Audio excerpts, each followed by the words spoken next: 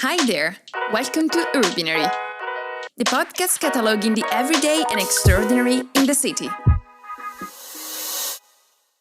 Hello everyone and welcome back to URBINARY. I am Anita and today I'm here with Janneke van der Leer. Janneke is a PhD candidate at the Department of Architecture and Civil Engineering at Chalmers University in Gothenburg, Sweden. She has a bachelor's degree in architecture and a master's degree in urbanism, both from Delft University of Technology in the Netherlands. Prior to embarking on her PhD journey, Janneke worked as a researcher and teacher in Delft, as well as a sustainability consultant in Sweco in Rotterdam. Now living and working in Sweden, her PhD research project is about the development and follow-up of sustainable urban development projects in Sweden. Her work delves into the various roles and responsibility of key stakeholders such as municipalities and developers. Today, Janneke will be shedding light on the role of municipalities in implementing sustainability goals in new urban districts in Sweden. She will highlight the significant challenges these municipalities encounter in effectively monitoring and ensuring the realization of sustainability aspirations throughout the development process. So, let's dive into our conversation with Janneke van der Leer. Hi Janneke. Hi. Thank you for the invitation. URBINARY. Your research is focusing on the role and responsibility of municipalities and consequently public actors in the planning and implementation of sustainability goals in new urban districts. Would you mind sharing what initially captivated your interest in this topic and also summarizing your initial findings? Yeah, I have always have an interest in sustainability ambitions for urban development projects because I think it's relatively easy to agree on ambitious visions for the future with all stakeholders. And these visions are usually about like 20 or 30 years away, so we all agree. But then it already gets more difficult when you want to develop more like concrete requirements for the urban development projects. And then even later on with the implementation, it becomes more tricky. So I focus on questions like who's implementing the requirements, who's responsible, and how do the processes of implementation and follow-up look like. And I think my ultimate goal is to understand if the requirements are actually contributing to more sustainable neighborhoods or not. And in my PhD, a lot of focus is on energy performance requirements for buildings, which are usually set on this like urban planning level. And then we see already that there's a lot of regulation in place. There are, of course, the European and the national building regulations for energy performance. But in these urban development projects, there are usually also more specific local requirements. And the good thing with energy is that it's relatively easy to follow up because we have all these systems in place and the targets are usually measurable in kilowatt hour per square meter, for example. But still, we find that it's difficult to follow up because it's not really clear who owns the problem and who is responsible in the end. So that are questions that I look at in my project. Thank you very much. I actually find that understanding the legislative and administrative systems of different countries is not only fascinating, but it is also crucial for comprehending the scope of power vested in public actors when it comes to planning decisions. Could you give our listeners a brief understanding of the role and function of municipalities in Sweden's planning processes, which will be the focus of your case study analysis? Yes, I agree. It's very interesting to understand more about legislative contexts of different countries, even within Europe.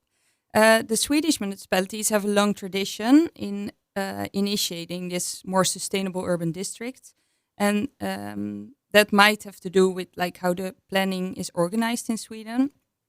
Urban planning is regulated by the Planning and Building Act. And this act consists of different plans on different levels. For example, regional plans, comprehensive plans, area regulations. And there are two binding plans in this Planning and Building Act. And that are like the detailed development plans and the building permits. And these two are done on a municipal level. So the municipalities actually have a lot of power in Sweden over what is happening in their municipality or within the boundaries of their municipality. So you could say that from an international perspective, the Swedish planning system is very decentralized. and municipalities can then thus decide how, when, and where development takes place. And already since the 1998, the national government of Sweden has been running a lot of support programs for municipalities to help them in developing these sustainable urban districts and focusing on stimulating innovation at a local level. And examples of these projects are, for example, Hammarby Sjöstad in Stockholm and Western Harbor in Malmö. And another thing that's quite interesting with Sweden is that the Swedish municipalities have thus a lot of power from their from this building act, but also they have extensive land ownership. So they use land allocation agreements to work with developers on these sustainable urban development projects. But they can also use other policy instruments. But I find in my research that land allocation agreements are a powerful tool for municipalities to work with the implementation of sustainability requirements in urban development projects. Thank you. It's very interesting. And finally, you mentioned 2 case studies. Could you describe these projects briefly and then discuss the lesson learned regarding achieving sustainability goals? Yes. The 2 case studies I included in my research that I present here are 2 urban development projects in 2 different Swedish cities. And both projects are greenfield developments in medium-sized cities. And they both have high ambitions for sustainability. The first project is called Vallastaden, which is located in Linköping, a university town, quite close to Stockholm. And this urban development project started in 2011. And the first part of this project was part of the National Housing Exhibition in 2017. So it was a quite fast development process for this first phase. And in the end, the project will consist of 1,800 dwellings and also some schools, offices, other properties and elderly homes, for example. And currently the next phase is under development. So it's the main part is already in place and they are now constructing some more buildings. And the other project is called Brunshög. That's located in the city of Lund. That's also a university town, but located in the south of Sweden. This project started in 2006 and the first buildings were completed in 2015. But this project will go on for a longer time. So it's expected to be developed until 2055. And the first 2 phases are almost ready.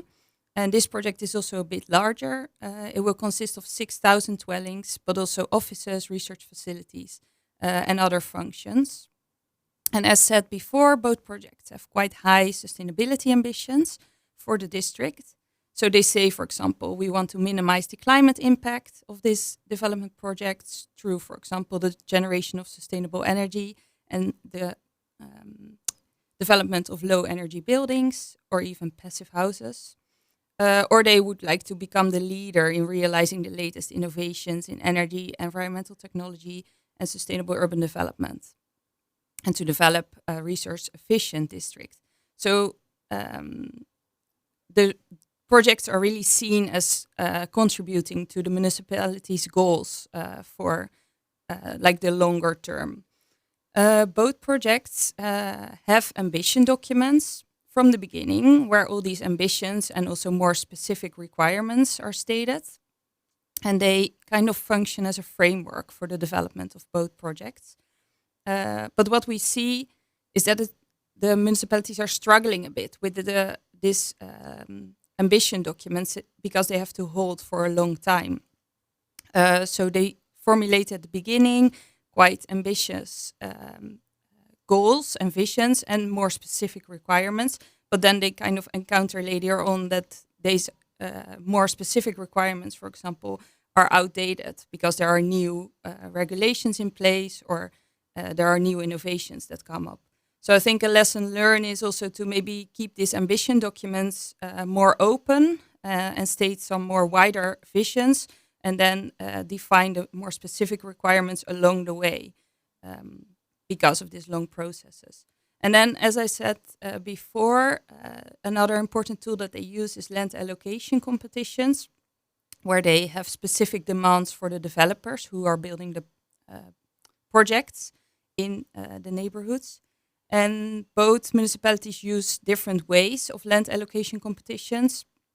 For example, in Wallastaden, for the first phase, they used a point system where developers could show how they are working with the different sustainability requirements, and they could collect points by showing which sustainability requirements they addressed in their projects. And in Lund, they, for example, ask for a bid where the developers also explain how they will work with the sustainability requirements, and they assess different bids from different developers based on quality. And then they also have a kind of ranking system, and then if they selected one developers, they come up with a sustainability contract so that the developer and the municipality agree on what the sustainability efforts will be. And both cases show that there are like energy efficient buildings, there's a lot of PV, but the project vary a lot because of these different land allocation competitions. And I think what's quite interesting is that so far there have not been any legal consequences if the developers do not reach the requirements. So both cases show that there are issues with the follow-up of the sustainability requirements during the development and even after the buildings have been finished. And that has to do with that the municipalities probably don't have resources to follow up. They have a high workload. But it also has to do with the difficulty to assess energy performance. I said before that it's quite an easy thing to follow up, maybe because it's so measurable in this kilowatt hour per square meter. But still, can they really blame the developers for not reaching maybe the energy performance numbers that they promised? Because there's also an influence of the use of energy, for example. So we could question how sustainable the projects actually are. And that's not something that I will answer. But I think more importantly and more interesting is also what can we learn from these processes to improve future projects. So that's where I really want to contribute with my research. And I think the projects are really perceived as test cases or as experiments. And they are really testing along the way different tools and methods. And they adjust also their processes, the municipalities.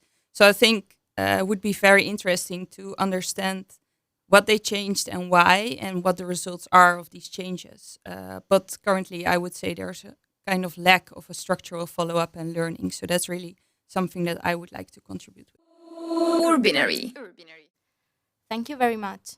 To conclude, let's now tackle a crucial challenge: bridging the gap between academia and the broader community. How can we foster meaningful connections and collaborations to translate academic insights into the real-world impact? Yeah, I think it's indeed a crucial challenge to bridge this gap between academia and the broader community. And I would say it's one of the core responsibilities of us researchers to translate academic insights and make impact. And I think for urban planning research, it's usually very practice informed, at least the research that I do. So I think by that, we are already bridging some kind of gap because we engage so much with practice. But I think still it's very important to focus on like the access, the use and collaboration. I think it's part of an article written by Hurley et al. Where they say that access is the first thing that you have to address. So I would say when possible, we should really aim for open access papers and also provide the insights that we have so that there is access from the broader community, that the broader community has access to the results. But then, of course, it's also if they can make use of it. So I think it's really important to engage with actors in research projects, but also outside, and contribute to debates and other things going on in cities. So to be more like an engaged researcher in that sense. And then, of course, the communication of findings can also be done through magazines, books, blogs, or podcasts like this one. So I think that's also very good that we think of other ways of communicating what we find. And I think we should not forget the impact of discussions with the students we have in our bachelor and master programs, because they will later on be professionals. So there, I think we can also contribute to bridging this gap and make more impact. So I think it would be good if we discuss this more, and I think especially this conference is also a good platform where we can see how we do it in different countries and that we can learn from each other in order to really make an impact and not stay too much on abstract levels. Urbinary. And for our listeners, stay tuned for our next episode, in which we will revisit the keynote speeches and roundtable discussions from track 5 of the conference. It is titled Towards Coexistence, Contested Social and Spatial Landscapes in Transformation. Join us for an interactive recap as we delve into and comment on the topics they covered. Urbinary is produced in collaboration with Poly Radio, the official radio channel at Politecnico di Milano. Urbinary, the podcast cataloging the everyday and extraordinary in the city.